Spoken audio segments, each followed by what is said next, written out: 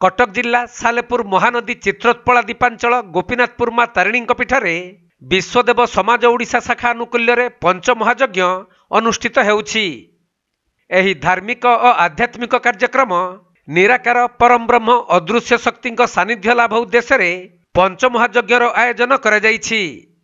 एथिरे घृतयज्ञ, नामयज्ञ, पितृयज्ञ, ज्ञानयज्ञ और अन्य यज्ञ अनुष्ठित हेउछि। एही कार्यक्रम रे विशिष्ट आध्यात्मिक प्रवक्ता और पंडित वर्ग उपस्थित रही पितृमातृ पूजन ही प्रकृत मार्गदर्शन बोली वक्तव्य रखिछंती।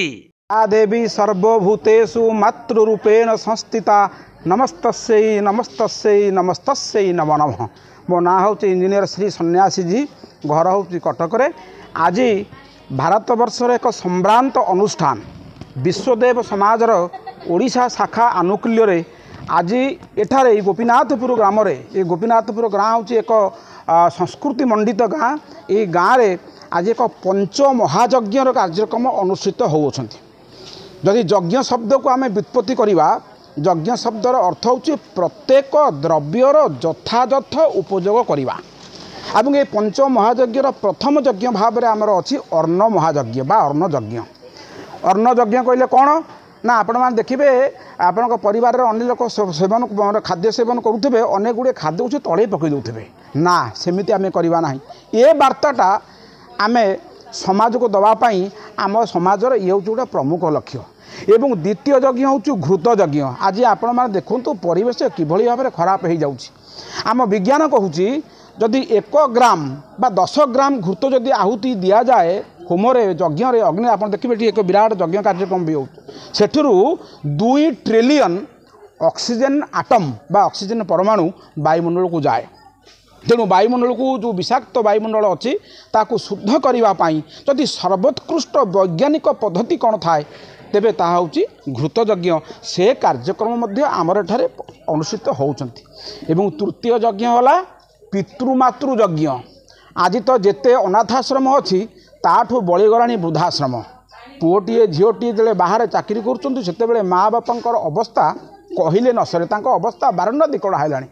आमे केउ देवता को खोजुछ बाहर घरे छाड़ी पिता माता पर होउछंती जीवंत देवता आज्ञा। तांकू छाड़ी कि आमे दियो देउल मंदिर तीर्थ व्रत करुचे हब नहीं आज्ञा, किछि हब नहीं। घरे केवल सकाळ उठी सारा परे कराग्रे बसते लक्ष्मी मंत्रटी बोली सारा परे खटरू ओह्लैब तो सांगे सांगे गाधाओ न गाधाओ पितामाता पाद को स्पर्श कर टिके मुंडिया मारिबा दरकार। खाली मुंडिया मारिबार कले खाली हब नहीं, तांको मनरे जेमति किछि कष्ट न हुए, तांको आखिरु जेमति लुह टिके न बाहरे, एटा को मध्य हमको जगिया को पड़िबो। एवं यही कथाटी यही संदेशटी जुग आमर जेते बढ़ी बढ़ी जाउछि, मालिका बीत तो कहले आ 2-4 वर्ष भीतर जुग नष्ट हो जुगर समय जेते बढ़ी बढ़ी जाउछि आज्ञा बड़ दुखर कथा कौन कहबी। पितामाता को हैरान करिवार जो आदतटा ए नव्य सभ्य निजको नव्य सभ्य बोलौथिबा ए पुओ मानक झीओ मानक क्षेत्र में बहुल परिमाण में बढ़ीगलानी। आम विश्वदेव समाज चिंता कला नाई ये कथाटा को मध्य प्रतिटी जिलार प्रतिटी गाँव में प्रतिटी परिवार में पहुँचा को पड़ो। हे माँ माने बापा माँ, हे पुओ माने, हे झीओ मान निज जीवन में केबे पितामाता को हैरान करंतु नाही किंबा तांको आखिरे लुहर समुद्र सृष्टि करी सेतेरे संतरण करिवार वृथा प्रयास करंतु नाही। बुड़ी जीव नाम यज्ञ। आज्ञा मनीष शरीर जिते बड़े जन्म होती मातृगर्भर आसी ना सेतेबेठू नाम ता सांगे अच्छी। आमे ये यज्ञ माध्यम प्रत्येक मनीष जीव को चेताई देवा चाहूँ, हे मनीष तू मातृगर्भर जो नामटा करूलु अजप नाम करूलु जा जाऊँगी आउची बारण न होची जाऊँगी आउची 21,600 थर ये जीव शरीर जीवासपा करुच्ची से नामटा को मध्य चेतई देवाई आजिर आमर हूँ यह एक प्रयास। तेणु ये प्रयास किभली भाव में आगु को बहुल बहुल परिमाण में गति कर आमे तो एकुटिया चेष्टा कले हब नहीं।